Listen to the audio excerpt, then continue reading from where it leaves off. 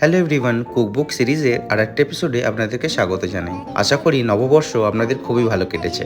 আজকে নববর্ষ উপলক্ষে ফ্রাইড রাইস বানিয়েছিলাম, সেটারই চটজলদি রেসিপি আপনাদের কাছে শেয়ার করব। ফ্রাইড রাইস বা হোয়াইট পোলাও বানানোর জন্যই ফার্স্টেই বাসমতি চাল নিয়ে আমি ঘন্টাখানেক ভিজিয়ে রেখেছিলাম। তারপর তাতে দিয়ে দিয়েছিলাম পাতিলেবু, রিফাইন্ড তেল, গোটা গরম মশলা এবং পাতিলেবুটা দিয়েছিলাম যাতে ভাতগুলো ভেঙে না যায়। চালটাকে আমি 70 to 80% কুক করে নিয়েছিলাম। 70 to 80% কুক হয়ে গেলে আমি ভাতের ফ্যানটা গেলে নিয়েছিলাম এবং পাশাপাশি গাজর বিনস আমি ভালো করে ভেজে নিয়েছি। তারপর কড়াইতে শাহি জিরে ফোড়ন দিয়ে চালটাকে দিয়ে এবং তার সাথে কাজু কিশমিশ এবং ভেজে রাখা গাজর বিনস দিয়ে নাড়াচাড়া করলেই রেডি চটজলদি ফ্রাইড রাইস বা হোয়াইট পোলাও। গরম গরম পরিবেশন করুন চিকেন, মাটন বা পনির দিয়ে। ভিডিওটা কেমন লাগলো কমেন্ট করে জানাবেন, লাইক করবেন, সাবস্ক্রাইব করবেন চ্যানেলটা এবং আজকের জন্য টাটা।